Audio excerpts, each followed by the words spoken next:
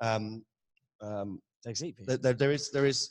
We're just talking about, because we're obviously talking about trust and trusting with people's commits and code and so on, and we're just saying that is the idea of don't trust, verify, and to begin with it was trust is good, to verify is better, and we're just saying that it is good. As human beings, you need to be able to trust people. You don't want to lock yourself away and be hyper paranoid of everything. But then in development, and then in in something like Bitcoin, then we encourage people to be hyper paranoid, and that's actually always pretty much the rational thing to be in most scenarios. Like as a consumer, as anything else, you mistrust. Don't trust the opposition. Don't trust the other player in the game theory. So yeah, we were just talking about that basically. So I mean, you could also put it in a way of saying how, as consumers, we are hyper paranoid. The moment you go and present us with something that looks a little bit untrustworthy, like, oh, I know, maybe a can of soup that has a bulge in it, we're not going to buy that. Yeah. No, yeah.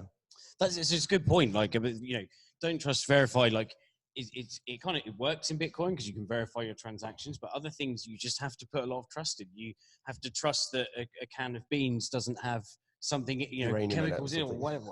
Although remember, like, I wouldn't say though, I wouldn't put it as you just have to trust it. Rather, we have this massive infrastructure that lets us trust that the infrastructure works so that we don't have to trust that the manufacturers are all that honest. Yes. And that, doesn't always work properly, but in the big picture, that's what food safety is about. Yeah. This is the trust by proxy, which we put on, clever developers who can look through code and tell us that and it's trust not by proxy works pretty well in environments where you can make sure that your interactions are not chosen by the attacker. Yeah. Trust by proxy does not work if I'm the bad guy and I give you a can of beans. Yeah. And I think with news, it's probably an information. It's one of the things where people really are realizing that you have to be critical of the sources. Any piece of news, I have to research it multiple times now because there's always a different slant. You've got your kind of trusted sources that are people that, there are, and I do it sometimes, but I'll quote someone or quote something without checking on that myself because I've kind of built up that I trust this person now to give good information. I mean, I would call like inability to trust news to report accurately. That's a sign of a breakdown of society. And I don't think it's actually all that controversial to go say, especially in like the US and so on. We're increasingly living in a society where basic agreement on facts is not happening. Yeah. Now, from the perspective of the people on either side of that, is that a breakdown in trust? They might not actually go say so. But overall, it is. And fortunately, in software, it's still pretty easy to decide, is that a backdoor, is that not? Your harder issue there is when things get more subtle, like, well, it doesn't directly do anything bad, but it doesn't scale. Is BSV, is that a backdoor? Is that a dishonest practice? Can you trust that code? I mean, I would say no, but the reasons why I would say no are much more complex than, that's accepts random arbitrary commands on IRC and runs it at them as root. And so I think, like, with trust as a theme, there's still going to be people that won't run a full node. There's obviously people have issues with SPVs and saying that you've got to run a full node to actually verify anything. But I think you've got to also live to your level of comfortability. And as long as you're, wary of being scammed, and this applies to anything in terms of trust, if you get burnt by a source, change your source, be more critical. Well, as long as you can be burned by a source more than once. That's true. Yeah. This is why trust is so important in medicine, because very frequently you'll be in a position where you only get one chance. You're a heart surgeon. If they turn out to not be trustworthy, you're not going to go back and get another heart transplant. That's right. You already no gave away the refunds. Yeah, I mean, you could obviously paranoia is good and verifying things yourself. So like the can of beans and all the food, getting all the food, your food delivery, and then going through every single item you buy, and then chemically checking it to make sure there's no poisons in there. Like that's actually the rational thing to do to make sure you're not poisoned. Well, and again, remember, in the real world, that's actually what happens. Yeah. It's just you're not the one doing it. Yeah, but then I should be the one doing it. So if I'm gonna, it's like your quote that it's not a full node unless you write the code yourself and read the spec, and then you write. Well, keep in mind that's not my quote. That's someone else's. Well, quote. not your quote. But I mean, the Twitter post. No, I was arguing against that quote. I think it's a very dumb quote. Yeah, no, it is because you have the ability to have some just by proxy stuff. But the most rational hyper paranoid thing to do if you wanted to have full control of everything would be to do that, wouldn't it? Not necessarily. What would? Because remember, it's not about paranoia. Isn't a goal. Paranoia is a method to achieve a goal. My goal would probably be to reduce the chance of me dying of food poisoning below a certain amount. Like I use these goals in conjunction with other things, and I may very well say, well, the amount of effort I'm going to spend on that, solving that problem personally, would be much better spent off just exercising more. I mean, so it's figuring out the ratio of paranoia to trust. Yeah. And because we can outsource and centralize paranoia, or reduce duplication of effort with paranoia, it makes a ton of sense to let other people do it. But you got to be careful about that. And I think the big issue there is when you create a system where the people who you're sort of outsourcing your paranoia to have bad incentives. And that's why there's such a big difference between running your own full node, which is outsourcing paranoia. You weren't the one who reviewed the code, versus trusting some, central banking-like institution to hold your coins. Because the second one, if they break your trust, they can often still keep your money or keep your business in a way that's not true with developers. And as a developer, when you trust a developer to audit code properly, if they fail to do that, there's not many mechanisms that they can get further business out of you from it. Whereas if you're Coinbase and you fail to audit the code from the point of view of the user, say, keeping a block size low enough that they could still move away from Coinbase someone else, there's no real downside there. There's every incentive to break that trust in, kind of subtle and not so subtle ways. That's a dangerous position to be in, and that's not something you really want to go down the path of. We avoid it in food safety because food safety is a pretty boring subject, and it's not many bad incentives there. I mean, it's big industry. There's definitely surely there's got to be bad incentives with. Well, I mean, to give you sugar and salt so you keep buying the product. Yeah, I mean there's a bad. They're just kind of maybe in a different. But you notice how again, like where those bad incentives are sort of more meta issues of what are we even going to call safe and unsafe. Yeah, I mean, no one's disagreeing about whether or not we should allow E. coli in there. Yeah. Oh, with a few exceptions, like say all right, what about eggs? Yeah. But even like the what's it called? Chemicals, like the idea of this chemicals in food, etc. And people have a different. Well, some people that say that it's bad having any chemicals in food, but when food is made of chemicals, like the entire universe is all a chemical. Chemicals are fattening. Yeah, they are. Yeah, they are. But there is incentive to people, for the people who are giving you the goods, to be bad actors and try and push. So I suppose it's the ratio between paranoia and trust is constantly being reassessed and moving the barrier between it. And like I suppose with money, we've said But again, like I think saying there's a ratio between paranoia and trust, that's oversimplifying, because usually what it really is that we have a ratio between paranoia and trust, and outsourced paranoia and sort of outsourced trust. And you can kind of map between what way is right. Like when you run a full node, you have outsourced your paranoia. And you have a little bit left, you do a bit of work to run a full node, but that amount of work is way less than the actual paranoia response, which is something, that I've, for instance, done, and actually read through the code and understand it. There's never going to be all that many of me compared to the number of people who are just going to run a full node. And so, but how about so in a scenario here, say for example, you've got the small bar and they're accepting not a huge amount of money, and then they'll probably only have like $1,000 worth of Bitcoin or whatever any one time. on before they put it into some sort of cold storage, like a a hardware wallet or something. Can they outsource their paranoia by letting somebody else run a full node, or run full nodes for them, and keep the infrastructure stable? And well, if they're letting their cousin go run the full nodes for them, that's a very different type of trust than, say, letting Coinbase run them. So how about a network of watchers over certain nodes? So you trust in the watchers. How do you know the watchers exist? I don't know. You'd set them up with open this is- source well, code. I mean, remember, when you use the term network, I think what most people think of is a peer-to-peer network. Yeah. And the ugly reality, this is why tech people in Bitcoin keep on trying to go tell full nodes that you don't run or don't have a relationship to don't matter. It's irrelevant how many full nodes are on the Bitcoin network. Yeah. Because other than the ones that you can trust, maybe because you set them up yourself, Yeah. they're just irrelevant. They have no impact on you. Yeah.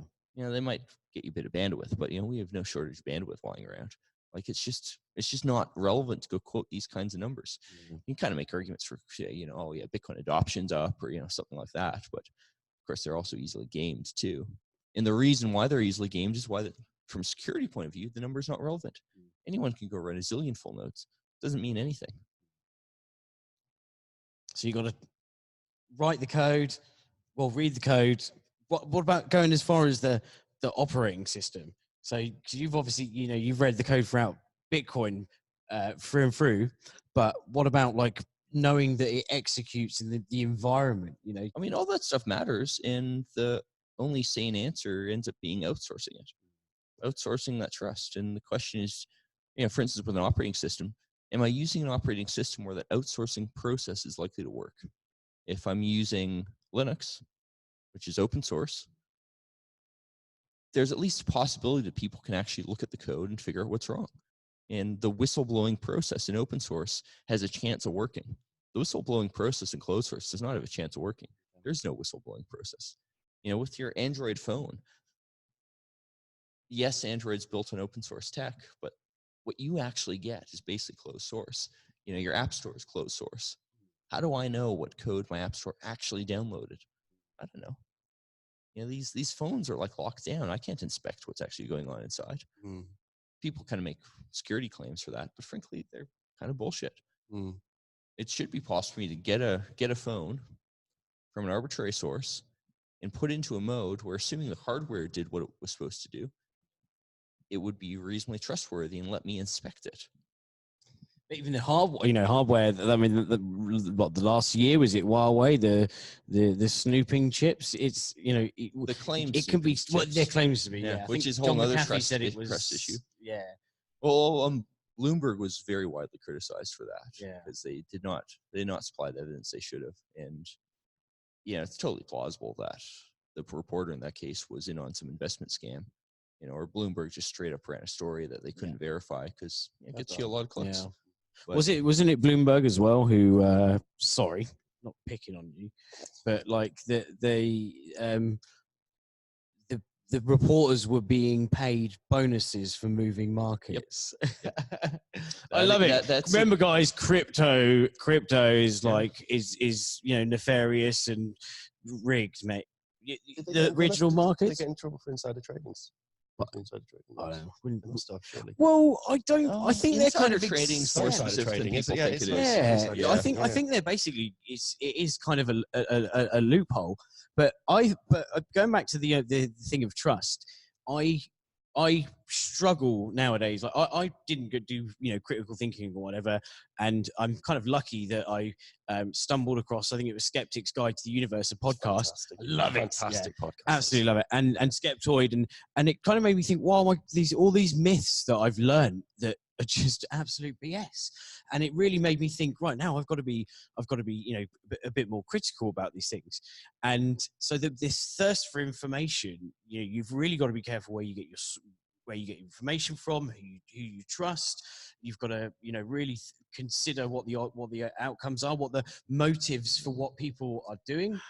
No, I mean, I've gone through like a fine arts degree, and I went through like part of a physics degree and playing background science. And I'd say I see that kind of thinking. It's very sort of liberal arts way of thinking, where, you know, it all matters where the information is from and so on. I think it's much more important to say, how can I re-verify this myself? How can I show that this is, for instance, logically consistent? And an example I actually had in first year design was a teacher of mine had this lamp, and the lamp, you know, was supposed to be very environmentally friendly. Apparently won awards and all this. And, you know, the idea was you pick up this big waste and you just pull it up a few feet and it would slowly fall down, and the, you know, gravity would power the lights and all this. And it was all well and good. And, you know, I'll go pick on you. I think your way of thinking on there was, all right, well, you know, who wrote up an article about the lamp? Like, you know, can you go trust them? What are their biases? No, it was a much, much simpler way to go verify that. I went and took the equations for gravitational potential energy, looked up, well, how much energy, you know, what's your bare minimum energy for the speed of light? I like the way you started that with the I just. It's not hard.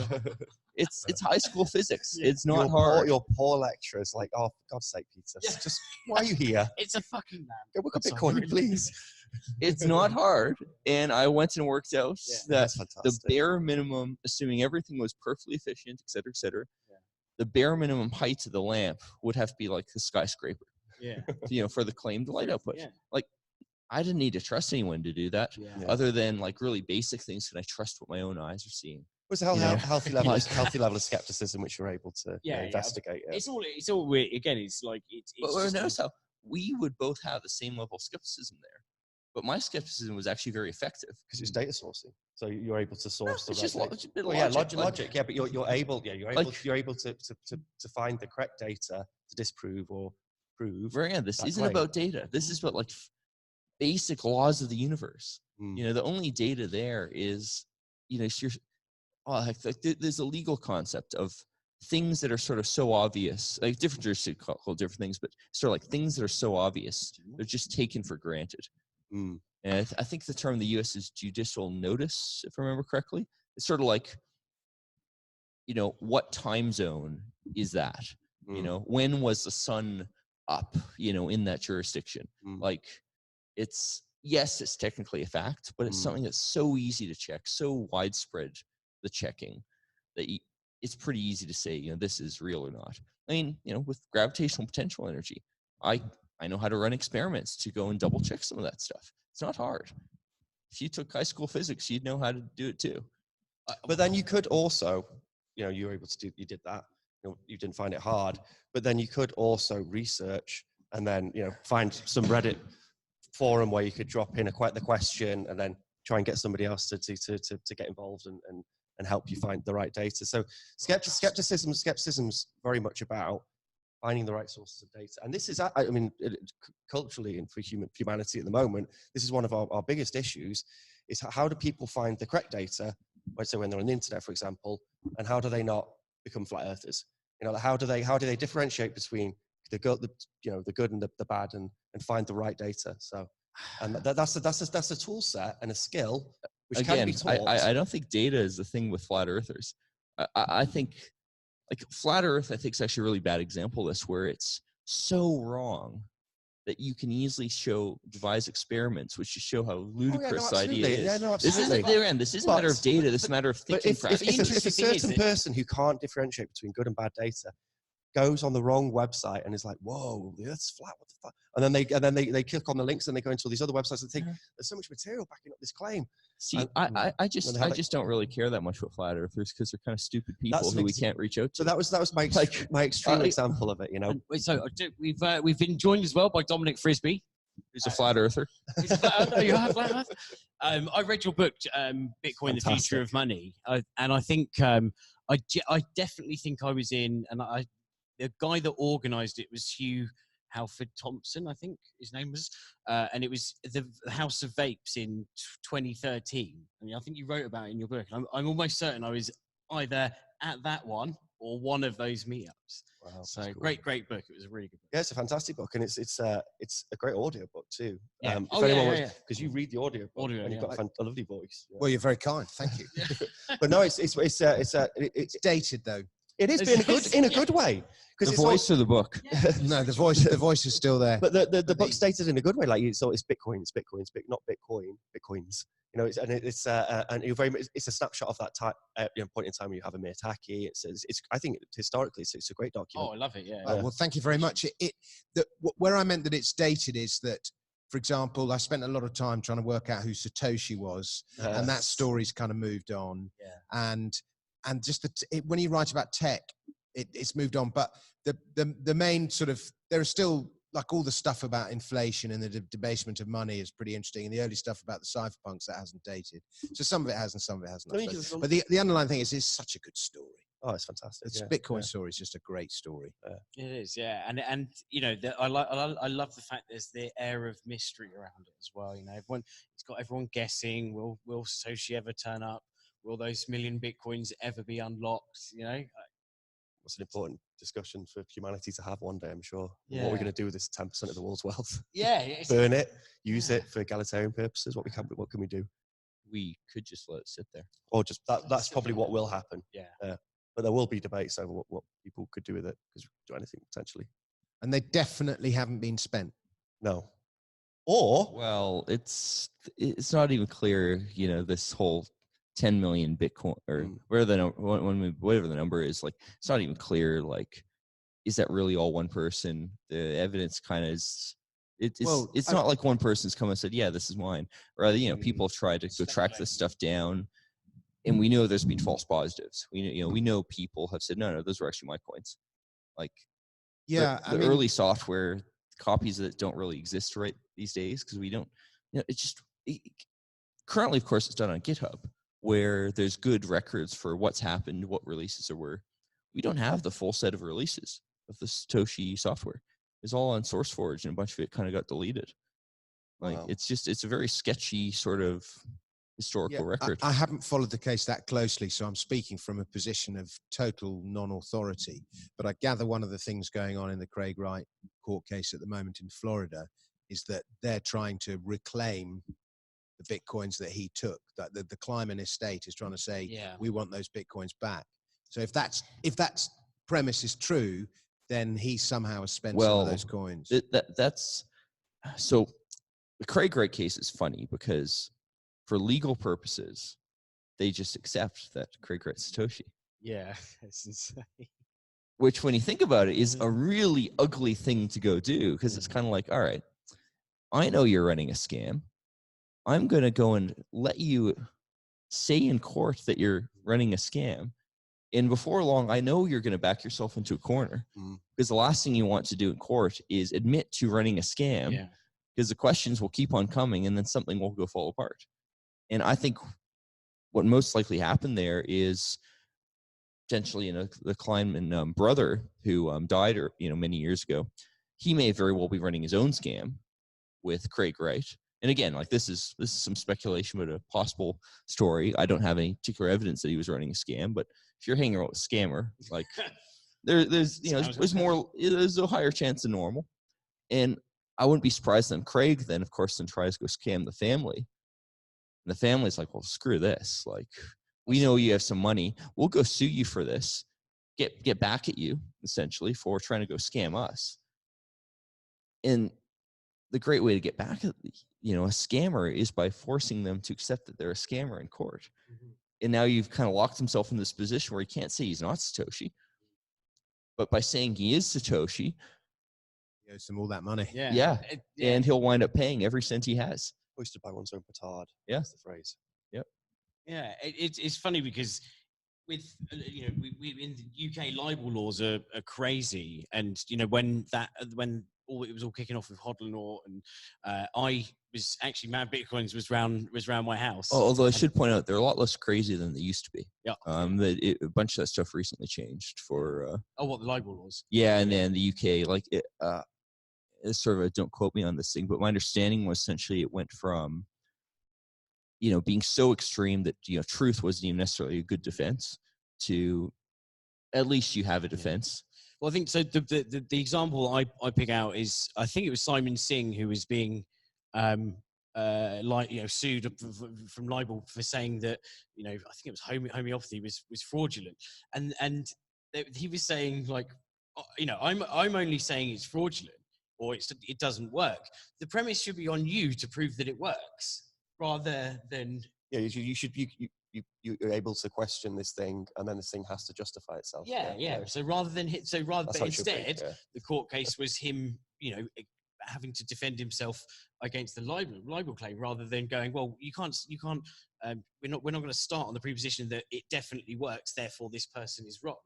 Surely you should. And with the Craig Wright thing, if he was threatening libel to people, surely he would have to prove he's Satoshi in order for his case to even be valid in the first place. My understanding is with current UK law, he does have to go prove he's Satoshi. Yeah. But there's a lot of nuance. Like, well, all right, what's a timeline for when he has to prove he's Satoshi? Like, what's sort of how strongly does he have to go prove it? There's a lot of nuance for exactly how that works. Similarly, like US law can be not as strong as you might think, because what it might take to say prove you're Satoshi, the bare minimum to get a case going might be enough of just saying, well, yeah, I'm Satoshi. Now I've proven it with that bit of evidence. Now you go disprove me. Yeah. It's because civil cases in most places it's preponderance of evidence. It's like, are you more likely than not to be Satoshi? And that can be quite a low bar. You can probably do this, Peter, maybe better than anyone. Like, I can say with total surety that I'm Satoshi. That's one thing I'm not. I'm many things, but I'm not that. That Craig Wright did not write Satoshi's posts.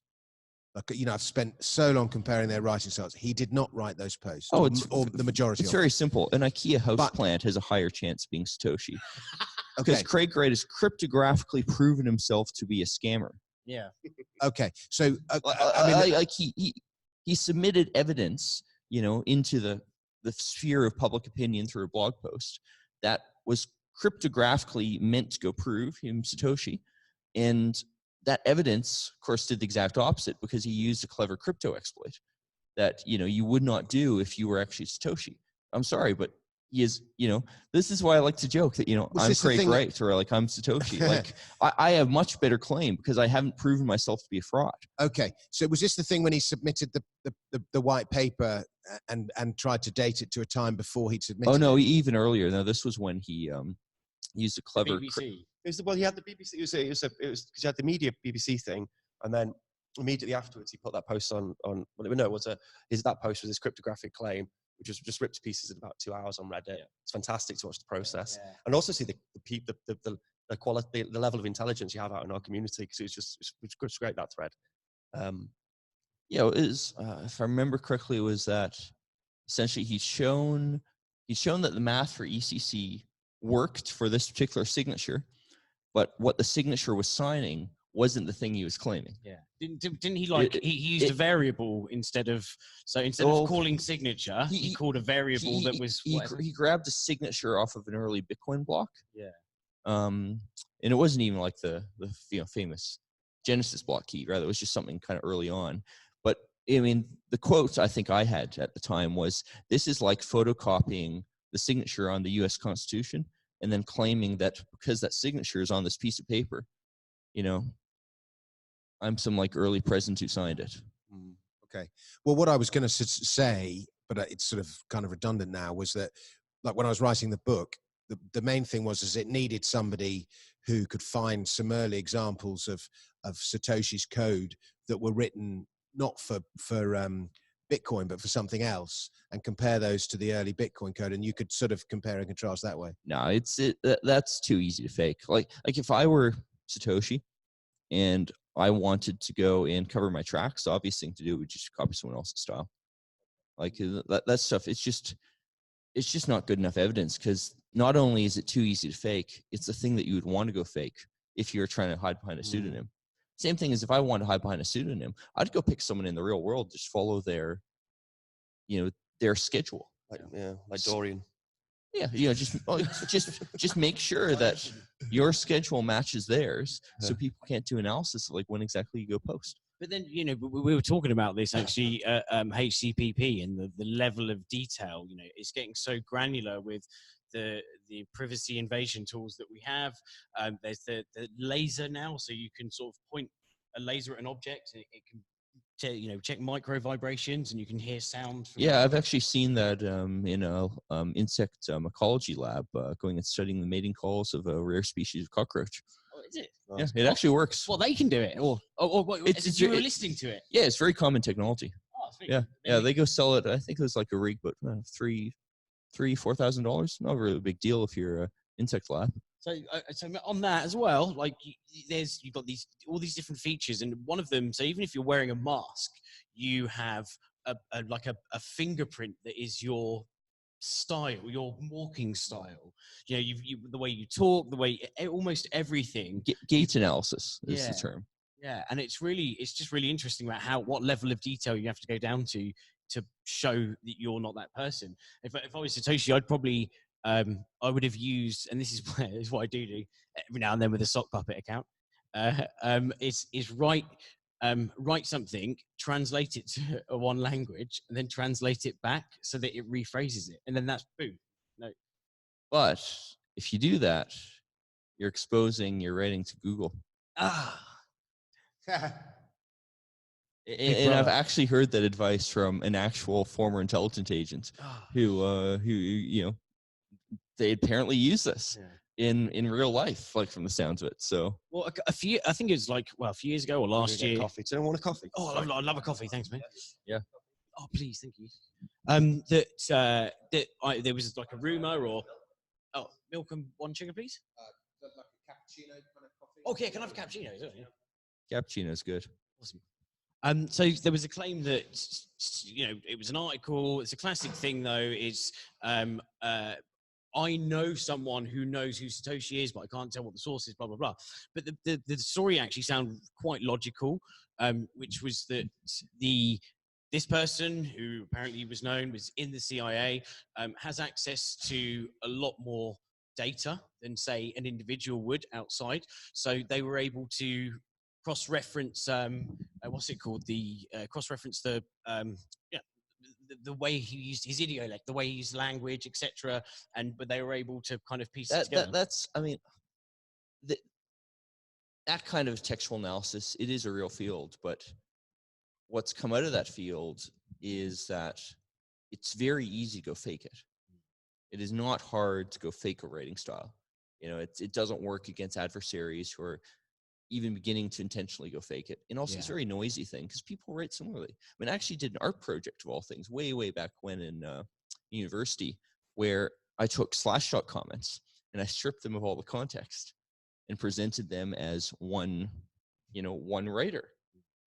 And it actually worked as an art project because they really do come across as one writer. There really isn't that much difference between people. Yeah. You can kind of try to statistically do it, but the statistics are always very noisy. And that's when people aren't trying to do something fake. I think more likely, this is an example of either CIA type guy who doesn't understand what he's doing, or is just sort of pumping up his own stupid institution. Yeah. Well, again, it's another baseless claim without evidence. So you could sort of regard it. But the logic of the fact that they'd have access to this plethora of data. Yeah. I think people just have to accept that this is one of those things which you'll probably never know. And after all, what's so amazing about Bitcoin is that who the creator is doesn't matter. Yeah. Like that's the legacy of Bitcoin, that you can create this thing where it doesn't matter who they are. It's one of the greatest. It's so funny, the fact that we'll never know. What do you think about the business of Gavin Anderson and John Matonis being shown the keys by Craig Wright? Do you have an explanation for that? Well, do you know how how could that they both swear blind? Yeah. Stupidity is an easy one. And from the story I heard, which I believe Gavin recalled on his blog, if I remember correctly, is something along the lines of he was provided a computer in shrink wrap by them that then they ran on. I'm sorry, but a shrink wrap machine is not that hard to go by. Yeah. It's such a stupid story that, and I was one of the people like really early on said, after hearing about this, Gavin should be kicked out because he's incompetent or compromised. Right away, obviously cut off, his Git access because, Git access is not like keys of the kingdom. The reality is a lot of people do download the code without really checking properly. And that's an obvious attack vector. it's not a Bitcoin wide one. Bitcoin doesn't Bitcoin Core doesn't use auto updates for very good reasons, but it's still an attack vector. And someone who shows themselves be that dumb, in a case like this, well, maybe they were just compromised. Maybe like this isn't even Gavin talking. This is, some imposter. Like, I'm actually more surprised. I think I would have thought John Matonis would have been a bit more critical because he's not a tech guy. But surely, I just thought he would be a bit more. He still now says that he thinks he's, Satoshi's. Well, he has he lately? Because I haven't heard any of this. I know initially. I think he stays out of the argument. Yeah, I think. Yeah. So, well, interestingly, so in the other room we've got Tom Trevathan, who works for Commerce Block at the moment, but used to work for Enchain. So he's got have a chat with him. He's got some interesting stories. Yeah. And I think I went to Enchain's office, last year or the year before. I didn't get to see Craig, but I did see him a middle. Well, I'm going to state it because. And Tonebase, he'll back me up on this. And Nindy, we're at a meal, and there was Tonebase and Craig right opposite us, and I was told at the beginning of this year, I got phoned up by someone who's in the BSV crew, and they were like, "Look, Craig's gonna sue you because he said about fraud," and I was like shitting myself. And actually, I was like, "Oh, what do I do?" And Mad Bitcoins was saying around my house, and I thought I want to write a cover to sort of, he's a pretender, and I thought I'm going to write the cover of the Foo Fighters, the FUD Fighters, the pretender. And Mad Bitcoins was like, "No, you can't. You're going to get sued." And in the end, I thought, shit. Every time I try to record it, he would be like, "You're going to get sued. You're going to get sued."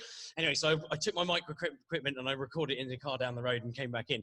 But when I told the person from BSV, I was like, well, he sat opposite me. Craig Wright did after a few drinks and said, someone mentioned about Satoshi dead, and he said he's probably dead anyway. Yeah. And so that was it. That was like the free reign moment of you've dropped your guard. I've heard the story for a few other people. It's interesting. It is one of the stories where it's actually quite consistent. Yes. Oh yeah. But I would love to see someone go secretly record him on this. Yeah. As I've heard of things kind of also in addition to this story, things kind of like it where he kind of screws up a little and he says something like that. Oh, what, like I remember reading the white paper when I wrote it. Yeah. I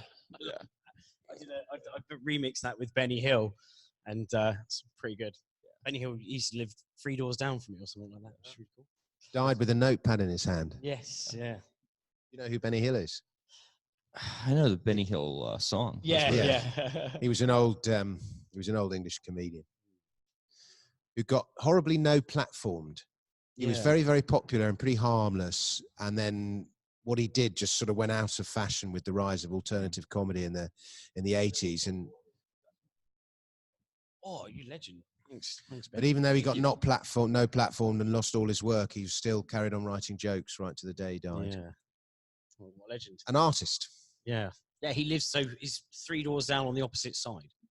Where's that? In Southampton. Okay. Yeah. So I think someone still owns it because it's got nice cars always outside. Nice cars compared to ours, and everyone else is on the street. If you've ever seen Chitty Chitty Bang Bang, he played the. He was in Chitty Chitty Bang Bang playing the. I want to say the guy who has the shop who makes the toys. The guy he's basically. Oh, was he? Yeah. Oh my word! Yeah. So, yeah. That hides him. He hides the. Yeah. Oh my god, that's amazing. Great hides film. them from the child catcher. Yeah. That is a really good film. Where we actually rode in at HCPP in Prague. They've got the kind of old school cars that look like the Chitty Chitty Bang Bang mobiles. We sort of did a tour last year. Let's Peter, did you watch my talk? A little bit of it. I mean, I was in the back. Did you hear what I was saying about Libra? Okay. Did you hear what I was saying about Libra? Yes. Yeah. Do you like? I mean, obviously it's evil. Yeah. But I just think it's going to be huge, assuming it gets over the regulatory things. Just because of Facebook's network. Well, you've got the Metcalfe's law about the network effect, and Bitcoin started off as the technology was there, and it took very long to. It's been a very slow sort of grind, albeit fast compared to other technologies. But Facebook's literally, if they go live, that's like 2.5 billion. It's like boom. It's whether we like it or not, it's going to be huge. I don't think it would take much for governments to make Shut it it not go down. live. Yeah, Facebook is pretty willing to go in, censor stuff at request of governments. Yeah. And for to ask them to censor their own product doesn't seem very unlikely. It's met with opposition in Europe, and I gather it's met with some opposition in the States. Maybe this week there was a ruling made against it, but its target is I Asia. thought it was a ruling. I thought it was a request. Possibly. Yeah, but yeah, I just don't have very high hopes for it seeing that. And but for you, the barriers are regulatory rather than anything else. The tech is fairly obvious. Like, you run a big database and you move stuff around. And if I had a big database, I would always go put a blockchain inside of it. Now, what they've said so far is that the blockchain aspects of it won't even be available publicly. It's not like anyone will be able to get a copy of that database, which is good for privacy. Yeah. If you're not Facebook, but if your attacker isn't Facebook, that's half decent for privacy. But it's just a higher technology version of like Visa or MasterCard or any of the usual suspects. But I think, like you said, sure, though, but it'll be so. They'll make it really use. Like, the biggest problem for me that Bitcoin still has is you still got to be a bit techie and geeky to use it and not fuck up. And there's no, like, if you fuck up, there's no going back. Here's the thing that I think is but Facebook never won't have that. Interesting about Libra, which is they've said that they're going to do it as a separate currency with a basket of currencies backing it. Yeah. That is, to me, the thing that I did not expect at all. And that seems to me like a big finger to governments around the world saying, no, we're going to be in control of monetary policy.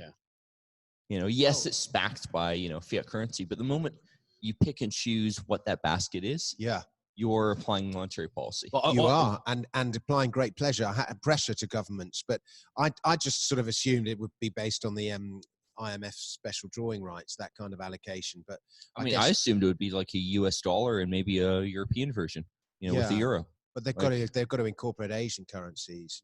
But so they will. But that's, in a way, that's a good thing, because if they're pressuring governments to tighten their monetary policy, because presumably that'll be what'll end up happening, and we could go, if Venezuela wants to have its money in Libra coin, then it's got to up its game. I mean, it's just that's not surely clear a good to me, thing. like what The outcome what is that good. will what that will really mean. I think it is actually much more likely that will sink Libra. And then the alternative isn't very good either, because then it's not a single currency. It does have that usability problem. So people are always arguing about, what one will you go accept? Plus, in many countries, you're saying there'll be different Libra coins around the world then? Well, that's what I was expecting. And the other problem they have is it's very common for countries to go say you cannot pay someone in a foreign currency. Like big chunks of Europe go do this. And Libra, unless they have a Libra euro, it is a foreign currency and will probably be illegal on day one, and they'll just never get any traction. Yeah, I got paid some money by PayPal. Somebody paid me, and I've got a US dollar account, even though I'm English, and so and this guy wanted to pay me some money in US dollars, and I said, well, just stick it in my US dollar account. Fine. He said, no, I'd want to do it through PayPal. So okay. So I got him to pay me in the US dollars in PayPal. PayPal immediately translated the money into pounds at PayPal's exchange rate. And I was like, no. So I sent the money back, and that was okay. And I instructed PayPal to keep it in US dollars, send it back. And then I tried to get PayPal to send those US dollars to my US dollar bank account, which is in the Isle of Man, because you can't open a US dollar bank account in the UK. And PayPal refused. So one way or other, I had to translate it into sterling at PayPal's punitive. It's your money, isn't it? What's that? It's their money. Yeah. I would not be surprised if that's an actual regulatory thing. Oh, completely. Where you have to accept it in pounds in one way or the other. There's probably some wiggle room for exactly what way, but and Peter Thiel, one of Peter Thiel's genius things is that along with inventing PayPal, despite the fact that he's, you know, pretty hardcore libertarian when push comes to shove, he played the game with it. He, like, every sort of regulatory pressure that he was put under, he said, yep, that's fine. Yeah. And I think Libra will do the same. I think Facebook will do the same. The problem with Libra is, so for him, his business success took precedence over his libertarian ideals. I think the problem with Libra is, if they play that game, they may not have an advantage over what exists. You know, they're up against things like PayPal, which work pretty well. Yeah, and like, if you're, you know, some Indian dude who hasn't got a proper bank account, you've got a Facebook and you've got a smartphone, I think it makes sense, Libra. Yeah. Libra makes total sense in a way that you can't get a PayPal account. But again, assuming that the reason why I can't get a PayPal account there is not due to regulatory issues. If it's because of that, it may very well be that Libra also can't operate under those circumstances, and they have no real advantage over PayPal. Like I'm just not going to make such an easy prediction that they're going to be successful. You know, when I see the way the regulations work and how screwed up this stuff is because of that, because Libra is a centralized institution that's so easy to take down, I just don't see a good future there. I hear you.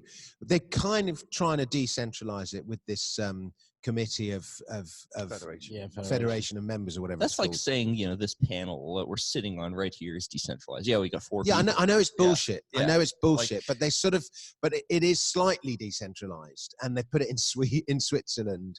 You know, if anything, that could actually prove negative to them by making it even easier for some governments to go say, well, you know, they're trying to go and run. Yeah, they're trying to do an end run around us. So we really got to go ban this.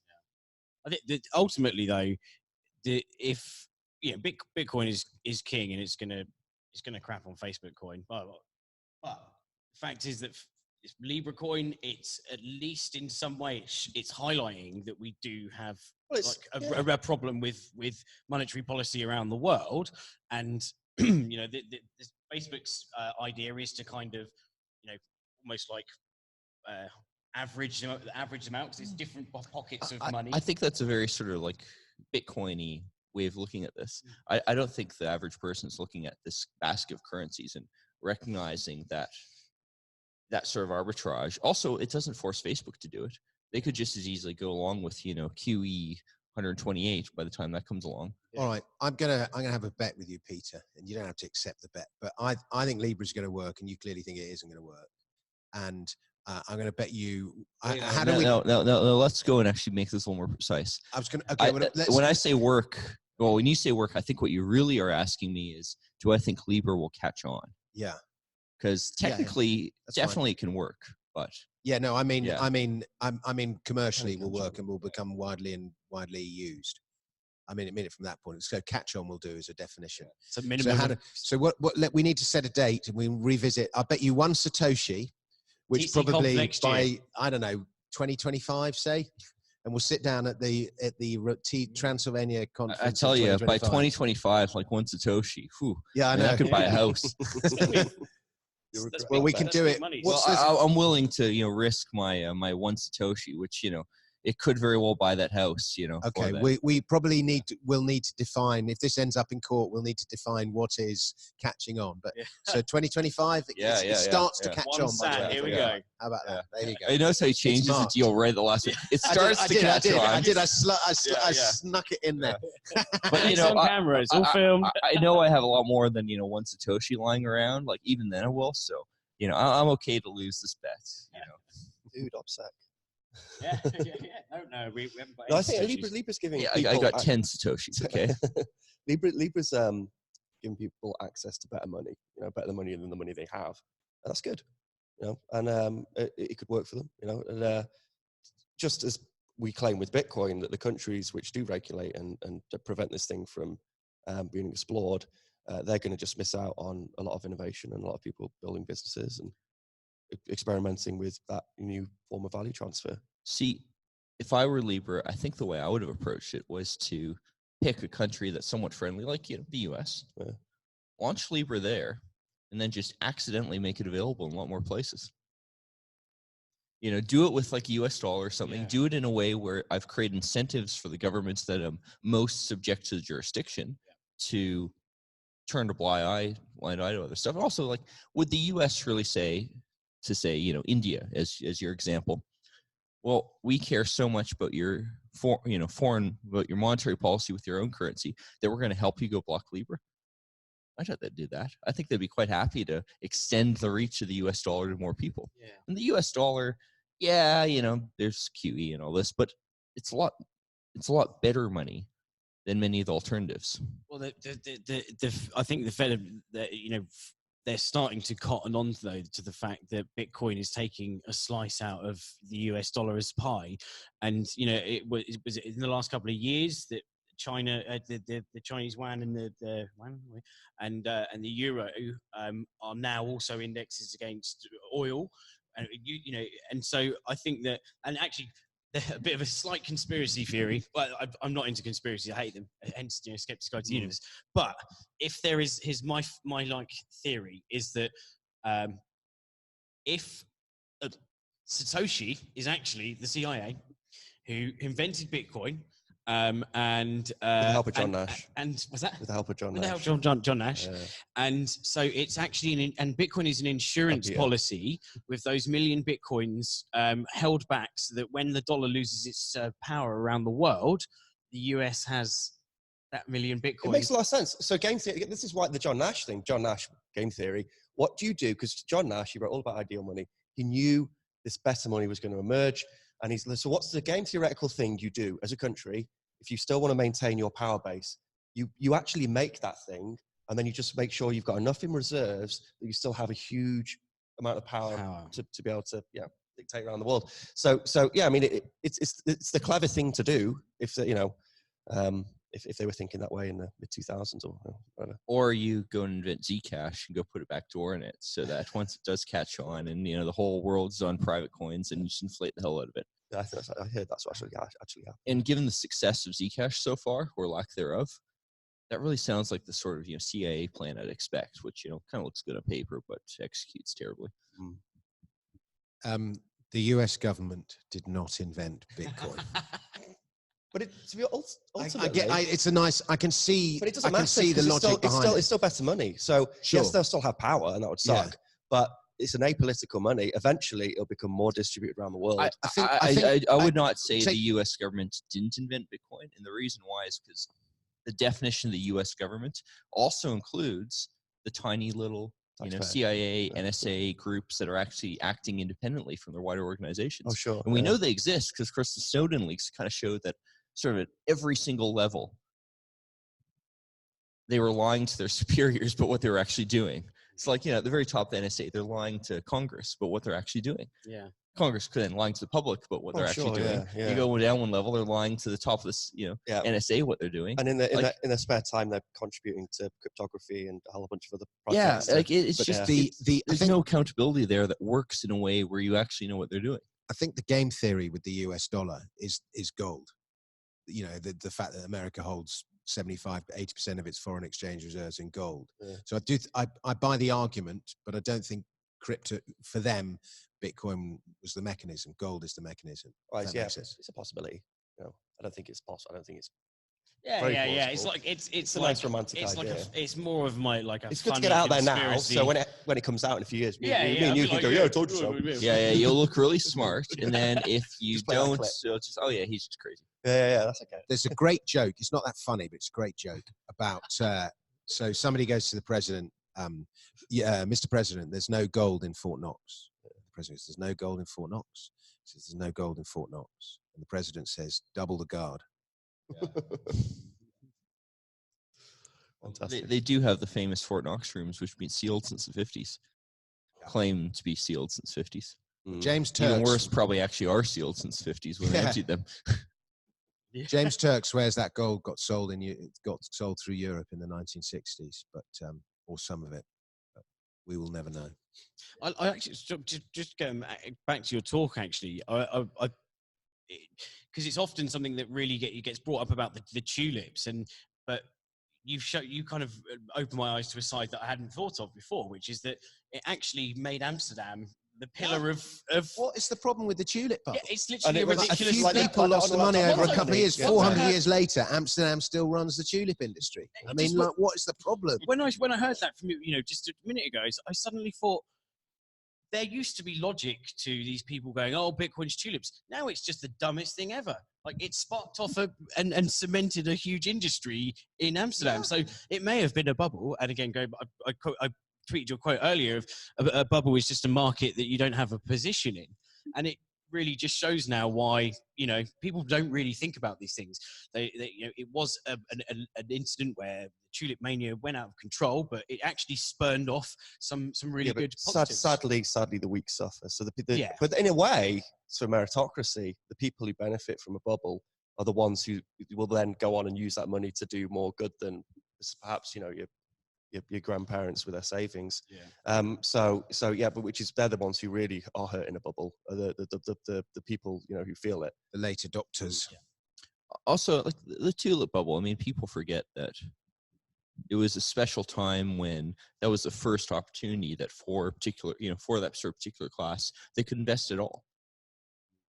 Like the bubble wasn't actually about the tulips. The bubble was really about, you can actually invest now. Yeah, that's now a we really have good point. mechanisms to let the sort of middle class equivalent invest. That's a good point. And there's something similar happened in the 90s with .com, is we saw the arrival of low-cost brokers for ordinary people and the beginning of the end of the fund manager's control, so I hadn't thought of that. Good observation, Peter. Well, we had it I with liked that was the one part of your talk that I actually paid any attention to, and I liked that. Don't say that in public. That's very rude. Don't you mean that I was working on my talk? I saw you pacing around looking very nervous. I thought that was you going, he's nicking all my material, all my code slides. Didn't Isaac Newton lose all his money in the was it the South He did. Sea? It's a brilliant story. He invested his money. Then he just went, this is fucking ridiculous. Took his money out at a profit. It carried on going up. And then he was like, I can't miss out on this. Put it back in again, and then lost. Sold the top. Savage. What goes up must come down, eh? And then it's gravity for you. And that's why he came up with the gold standard. No, not true. Again, the South Sea bubble, but that started the stock market in the UK. So, and until recently, we had the best stock market in the world. And so, again, it built an industry. The South Sea bubble was 1720 something, and he became chairman of the Mint in 1697. I want to say something like that. And we were back on the gold. The great recoinage was 1716 after, and so that officially was when we went on the gold standard. Oh, wow, cool. But there were so many problems in the UK at the time because when he became chairman of the Royal Mint, because silver was worth more, its bullion value was worth more than its face value. So people used to take silver coins, melt them back into bars, and then just sell it as bullion in France. And so there was just a huge shortage of money in the UK in the 1690s. And the solution was fiat. Well, no, it was gold standard. Gold standard. That solution came later. That was the 1914 If they just made the silver worth less as bullion than as the face value. In fact, they could have gone all the way and just made it totally worthless. Yeah, they should have maybe make it out of paper. Yeah, but there was too many. You're absolutely right, because there was too much debt. Paying for, I can't remember, but it was King William's debt. It was quite interesting. King William came over after the Glorious Revolution, and at the time the British paid what was called hearth taxes, and so every fireplace in the country people paid a tax. And so people used to do things like they would knock through to the chimney next door and try and evade their taxes that way. And there were all sorts of fires and things. It's like the window tax almost. Well, I'll tell you about that in a sec. Sorry. And it's all right. And so tax inspectors would come to your house and they would demand to come entry into your house to count how many hearths you had, how many fireplaces they had. And this was considered a violation of the Englishman's privacy, quite rightly. And the English hated it, and it just brought ordinary people who would otherwise have been outside of direct taxation at the time into the tax system.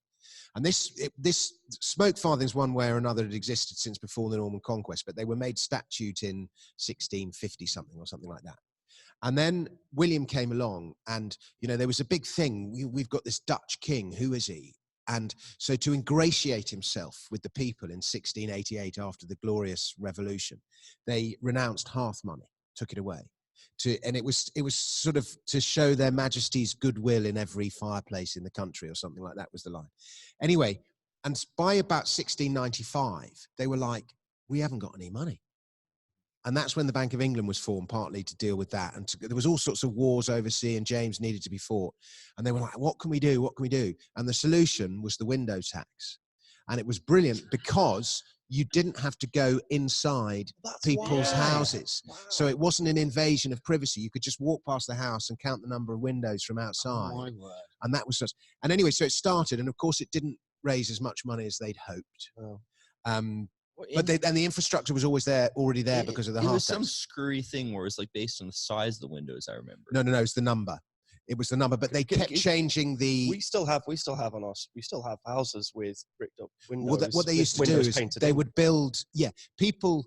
We still have. I mean, I still have houses in my village like that. There was a village in Wiltshire where they actually painted. When they didn't have the real windows, but they painted, because windows became a sign of wealth. Yeah. So they painted fake windows on their outside of their houses to make them look wealthier than they were. No, that's still quite common if you go up into the north as well, and like you go along some of the canal buildings, they'll have the painted windows, and they're still painted traditionally now.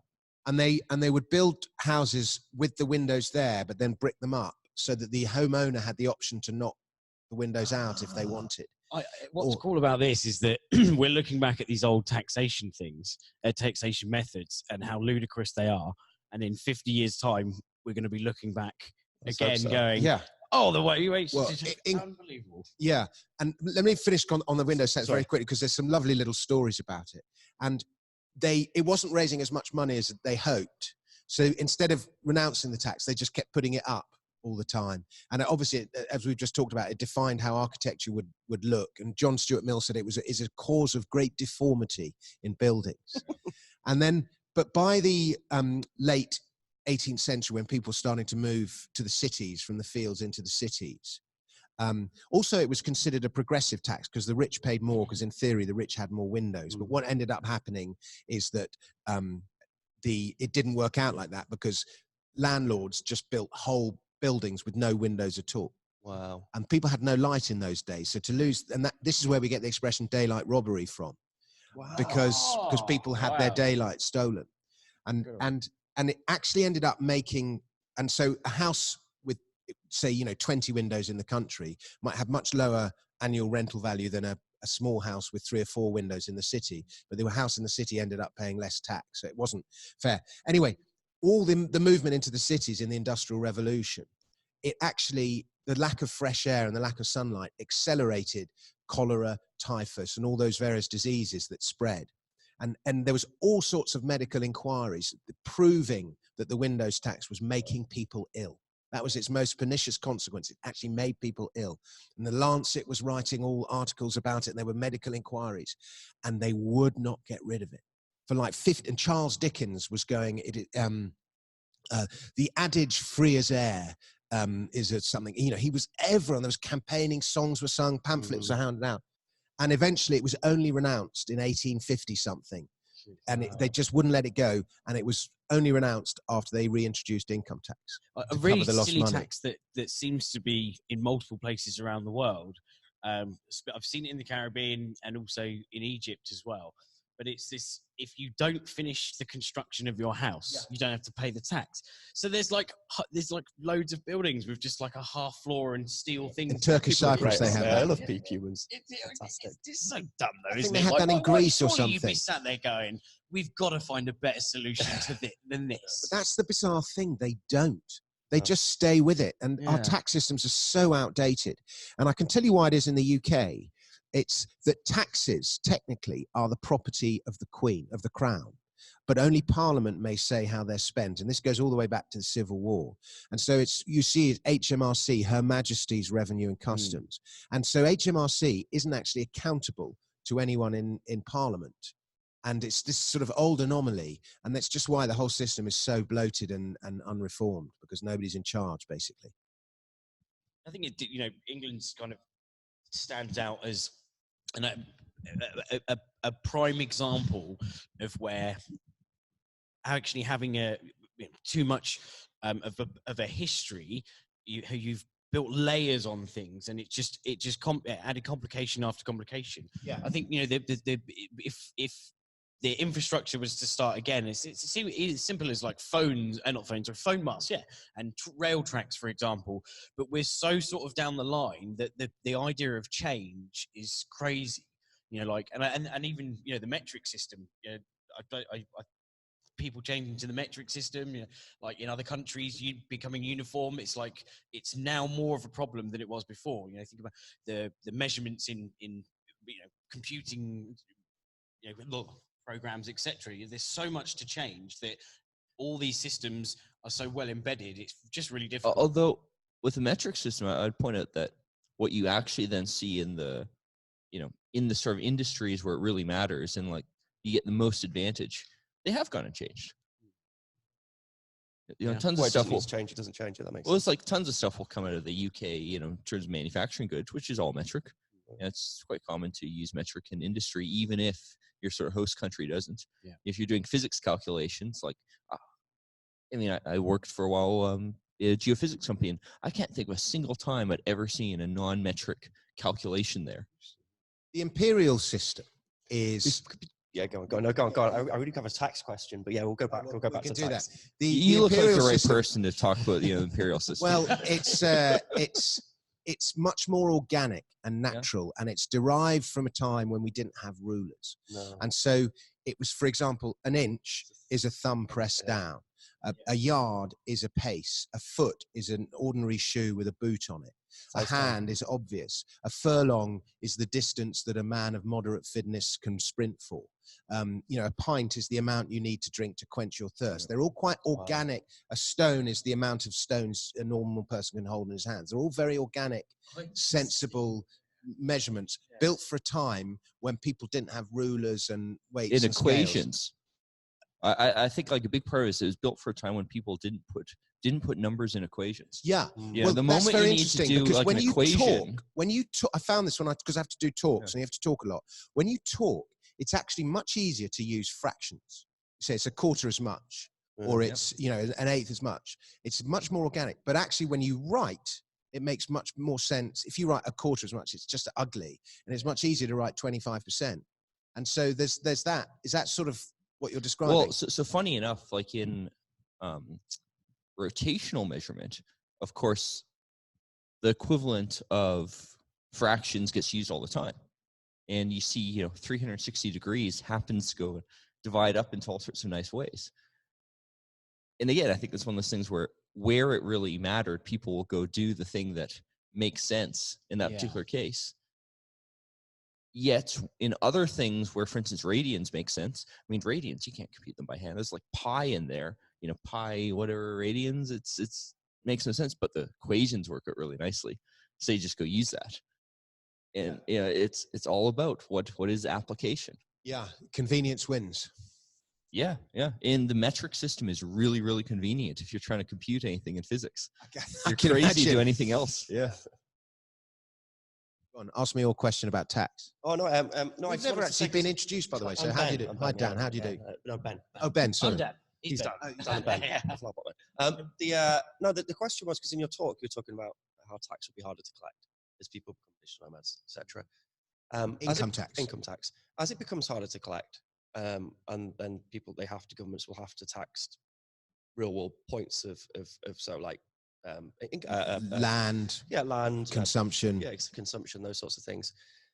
Rich people buy more stuff, poor people buy less stuff, so they pay less tax. So does it make a fairer tax system? Well, that's quite interesting. That's one of the arguments about VAT, is that there's almost a slightly voluntary quality to it, in that you don't have to buy that thing if you don't want to. So, and it was invented by the French, and it's been proved an incredibly successful form of tax. And I think like 30 or 40 years ago, there was only one country in the world that had it. And now I think it's over 100 countries now have VAT. It's proved a really efficient tax. That doesn't make it good, but from the point of view of the tax collector, it's proved a really good tax. But the argument is that, you know, we all need to buy whatever it is. What's something? The complaint against it is it kind of works out progressive, but the criticism is it's not actually progressive, because the poor person, there shouldn't be VAT on food, but the in poor Canada person, there isn't. In Canada there's this big list of exceptions of things. There's no VAT on. I don't think there is in the UK either, but the criticism is that, you know, if you buy £100 of that good, the poor person should pay less tax than the rich person, but they both end up paying the same.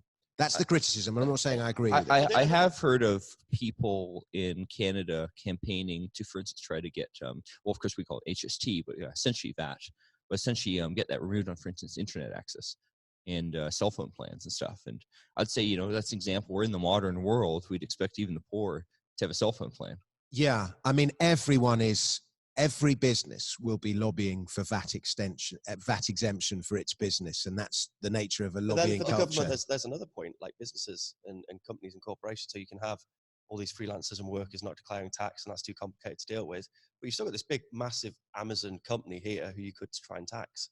Yeah. Like that's, you know, in your country. Well, I think the solution to that, because, you know, Amazon, the great example is Starbucks. So Starbucks has its coffee shops all over the country, but Starbucks, none of those coffee shops are profitable, because Starbucks argues that because they have to pay a fortune to use the Starbucks brand, which is based in wherever it is, Holland or somewhere. And so that's how Starbucks uses the intellectual property things to avoid paying the tax. But if you had what's called a land value tax, then Starbucks would pay tax for all the land that it uses. And that's the solution, because it's hard to avoid.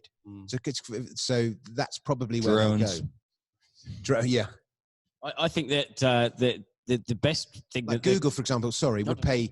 Google's got that huge HQ now in King's Cross that it's built and it's spent a fortune on. Now that's extremely desirable land in a city centre. So, and you know, and the idea of a land value tax is that even though Google's built the actual property, the land itself was always there, and the land should belong to the commons. So the land, you would pay tax on the rental value of the land, assuming nothing was built on it. Well, I would encourage telecommuting if I was in that place. Although I think like Google's a good example where they're big enough and profitable enough, they probably just wouldn't care. They'd go pay that land value tax. Yeah, it'd be fine. Yeah. Because then it would probably make its other tax. It wouldn't need to hide all its business. You know, something where I kind of disagree with you is that I always like to make the point that taxation, 50% sounds bad. 10%, I mean, with 10% taxes, why not just go pay it? It's so little money. Completely. Who cares? And that's it. Like, as you get a tax regime that's a little saner, your need to go and enforce compliance actually goes down really quickly. Yeah. Like if I were a drug dealer and there was a way for me to go pay my 10% income tax on my totally illegal activity, absolutely I'd go pay. This is one of the bizarre anomalies. The lower the tax rate, often tax revenue actually increases because there's less evasion. And tax 10%, collectors' jobs, however, go down. 10% is the natural number. They call it we talked about imperial measurements, but 10% tax, that's the tithe. And that goes all the way back to those very first tax records in ancient Mesopotamia, which I showed on the screen. They were paying 10% tithe in ancient Mesopotamia. Taxation is as old as civilization, and there's never been a civilization without taxation. And why 10%? Because we have 10 fingers on the hand. Don't you mean because you just go and shift the number over one place? Yeah, but it was because they think it's because we have 10. Well, yeah, that 100%, that would be, you know, Soviet Russia or where you own none of your labor and none of your. If you found sufficiently old civilization, let's say base 60, the tax rate would have been some multiple of, you know, your base 60 to make it easy to calculate. Well, the 10% comes at a base 10. Well, there are some. I hear what you're saying. Yeah. I'm on a slightly different train of thought, though. There are some you wouldn't, it wasn't necessarily paid in coin, because it didn't always have money. So it would be 10% of your produce, or 10% of your labor, or 10% of your you know, your artisanal product, or whatever it is. Well, it's interesting, like weekends. That's in a way a tax to God, and sort of you have your one day for God. which of course actually turns out to be, well, you got to enforce some way of going and resting or your workers will stop working. The medieval serf worked 6 days a week, and 3 days he gave to his lord, and 3 days he could work for himself. He could till the land for himself. So that's 50%. Yeah. What we play today on a time basis, it's the same today. Admittedly, you know, when I go look at my taxes, I fear if I care too much about paying 50%, I'm not earning enough money. On the other hand, for like 75% or like 90%, like some people argue, be like, this is just insane. You know, like these are quickly getting to diminishing returns. Well, why would you ever work at all? Well, often you have no choice. So, you know, taxation is, in a funny kind of way, it's a measure of freedom. Yeah. And the more taxed you are, the less free.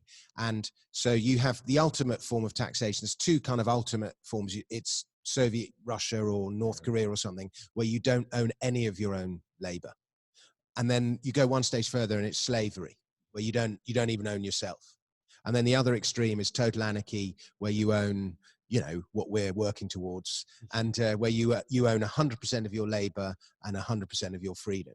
But actually, 10% probably is quite, like, if we went to 10%, we'd all compromise at that. It's funny, like, this is why I'd make an argument too. I don't think anarchism is ever going to succeed, precisely because as you get closer to anarchism, bit of government, who cares? Yeah. Like, even for the hardcore anarchists, like, oh, I'm paying 10%, whatever. If I came to the Bitcoin community, all the hardcore anarchists in the world, and I said, I'll give you 15%. Yeah.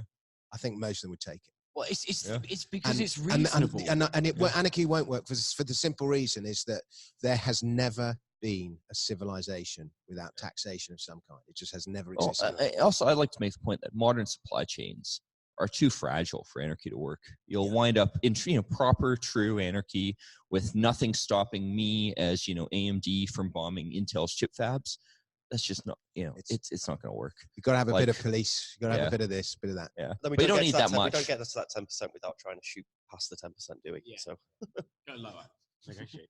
But there's that kind of I think it was like a fable that went around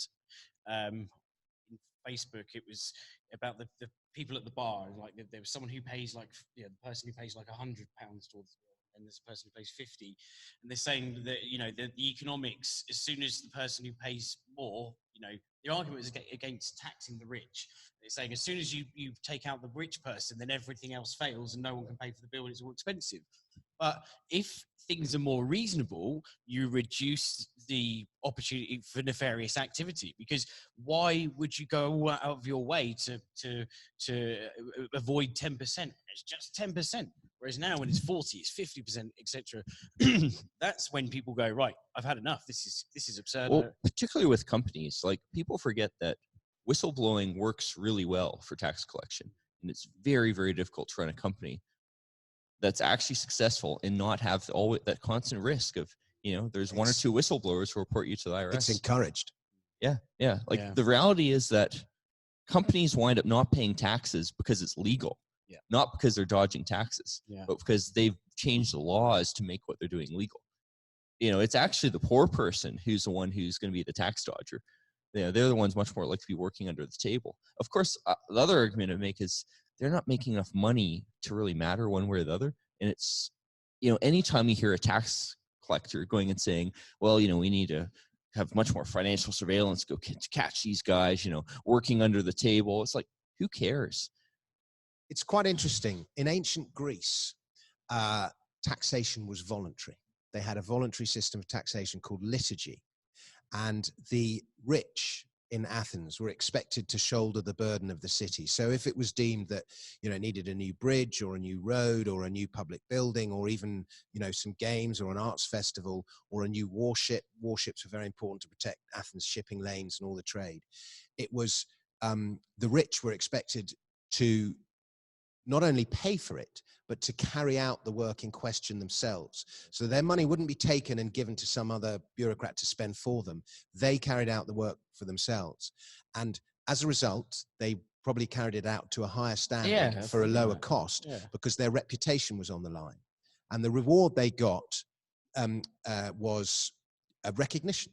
You know, that it was considered your public duty. And there was this idea of public duty was embedded in the Greek psyche. But it's in a funny kind of way, it's a much more effective system. You know, I'm sure. I mean, we still do it with charity. We do, Yeah. but it's not the same as, you know, let's say London needs a new bridge, Yeah. and you know, Bill Gates decides, he pays much lower rates of tax. I want to build the Bill Gates bridge. You know, there'd be rich people queuing up to build the bridge. Of course, you know. we do have the I want to go build the Bill Gates Medical Society Advancement Center, something or another with his name on it. Yeah. That's still, I mean, it still goes on. But It's a cultural thing. It's just that happens to be the accepted way to do something with your wealth. In building a boring bridge over, a stream is not.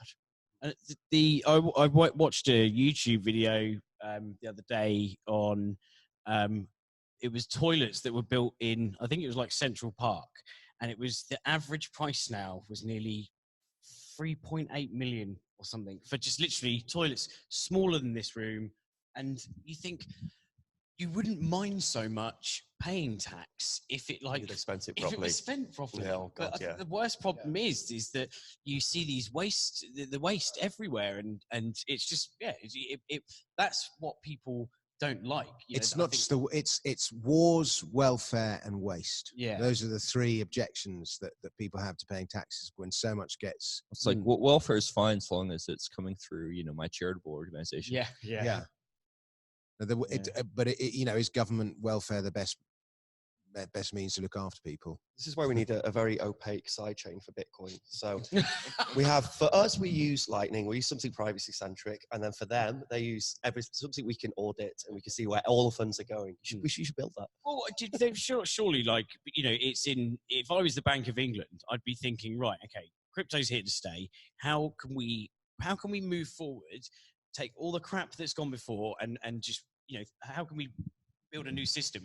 And they could have like a founder's reward and tax every transaction has a tax, there's a fee which then runs the whole country.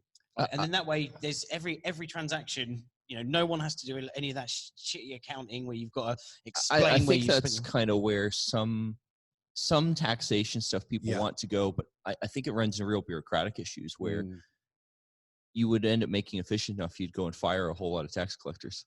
I don't think the bureaucratic logic of that, I don't think makes much sense. They have in Brazil, and I think possibly in Mexico, every invoice that has to be, as well as giving it to the person who's paying the money, has to be registered with the government as well. Oh. And so taxes are collected immediately in that way. Well, again, we could do that with Bitcoin. We could have, if we're doing a Lightning transaction, a percentage could, from that point of sale terminal, could just go straight to government. Yeah. Do you know who gave me that idea? Calvin Ayre.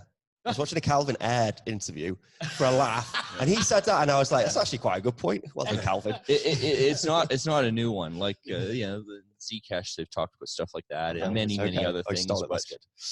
But the big issue there is, can you do this in a way that has any semblance of privacy? And it's funny because there are ways to do this. And the impression I get looking at the discussions around this stuff is, of course, again, these bureaucrats, that's not actually what they want to do. They want to find a way to increase their job and good financial privacy. Even if it collected taxes would be bad for this. Same thing with the police. Like, if we could go stop crimes but not keep us hired, that's not good. Oh, well, it's the same for anything that people are working in. They've got a vested interest in keeping their job alive, and that's good examples like the whole Uber encroaching on the London cabs situation where, false reports of, assaults and stuff like that, anything to try and, oust the competition, which is better, is more efficient, it's safer for the end user, etc. But it's going to mean jobs go. And that's, that's bad because it's livelihoods change. But at the same time, you've kind of got to think, well, the wider public benefits from this. So it's sad, maybe like at 500, cab drivers will lose their jobs, but like 1,000 people get better, faster, cheaper travel. So, there's a give and take, I think, in the world, and sometimes change is a really difficult thing. I tell you, I think it's a bit of a miracle that in Canada we were actually able to legalize marijuana. And it's like, how did we get in a place where enough of the population thought this was a good idea? They could overrule police unions. And it worked out. It may be tough to replicate elsewhere. Was that loads of lobbying that resulted in that, or what was it? What was the sort of trigger? Because I can see. I think it would be if we didn't have Brexit, we'd already be much closer to it in the UK. Yeah. I think the number one precondition was you genuinely had enough of the population thinking this is absurd. You know, I and my brother and my uncle and like everyone else I know, we use pot and nothing bad happens. Yeah. And I could also imagine, I mean, like we currently have this, you know, fentanyl crisis. At least we've claimed to have a fentanyl crisis. And I could imagine part of what happened there was enough distraction among the police forces in fighting this other thing that there kind of wasn't the effort really put into. Police not want, because I think the police in the UK, largely speaking, want like marijuana legalized. I mean, in Brixton, for example, everyone just smokes it in front of them and they never do anything. Well, you see, I think like you need to get in a place where no one's thinking, you know, this is our livelihood. And I suspect part of that is because there are other things to go worry about. Right. Whereas I don't think we would have gotten marijuana legalization if police weren't doing other things.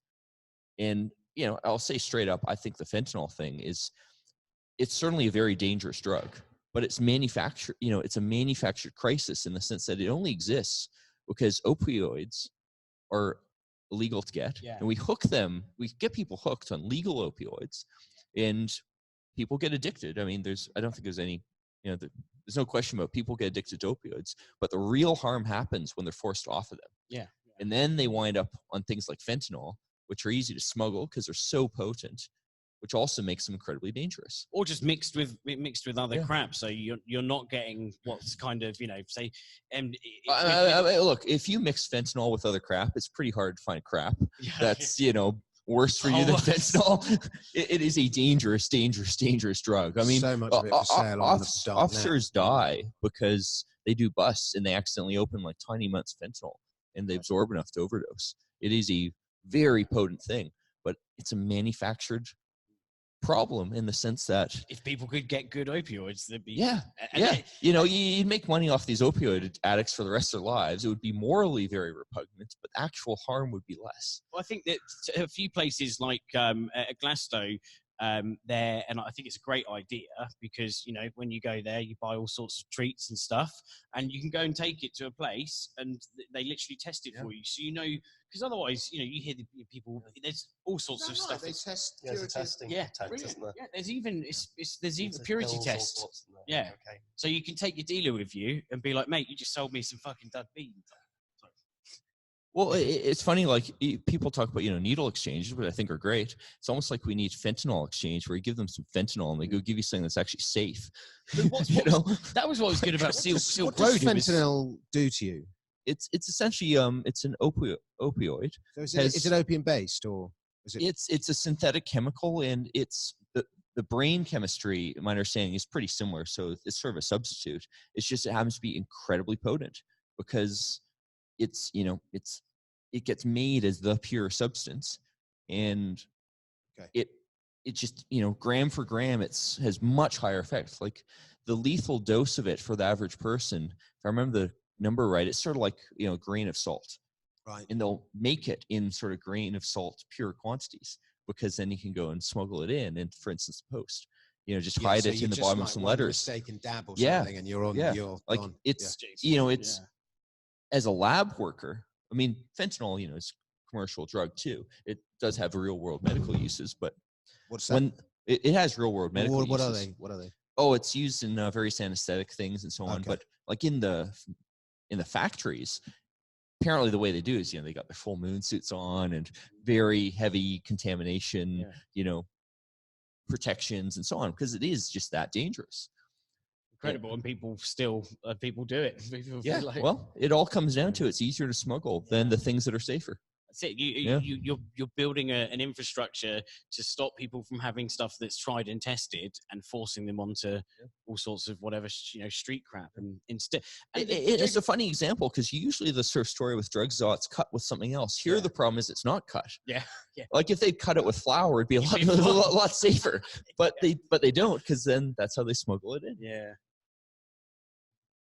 Well, I think legalize the stuff and treat it as a medical problem. It just makes so much more sense. I think UK is going to be quite delayed in legalizing weed.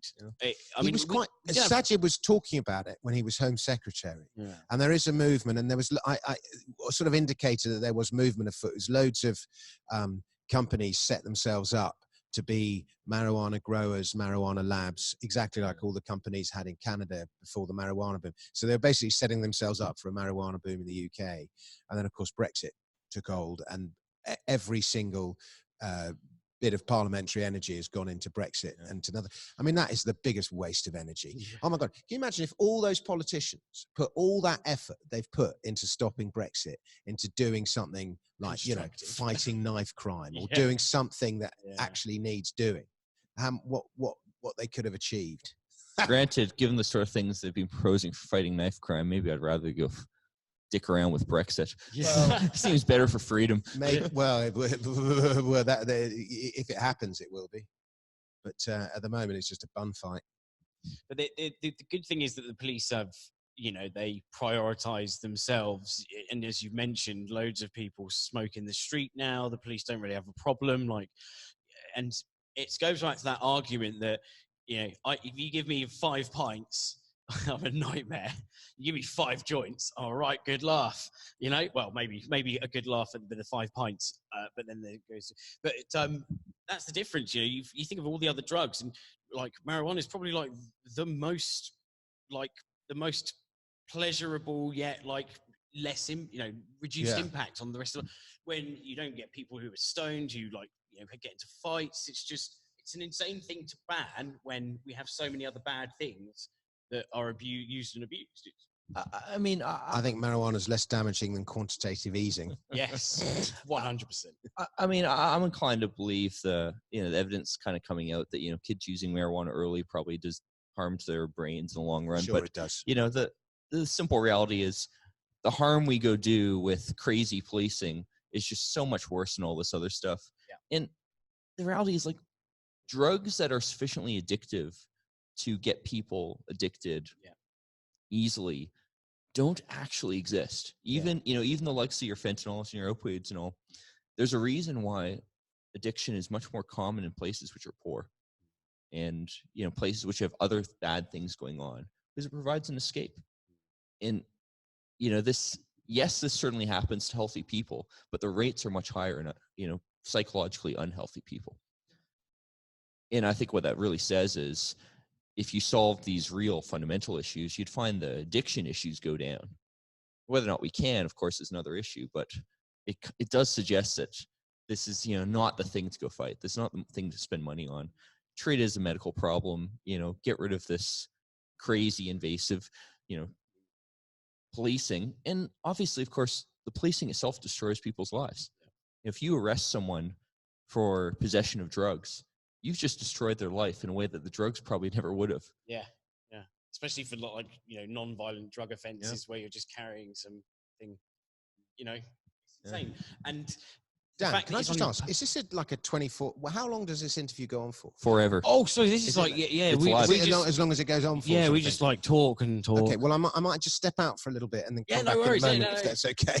No worries.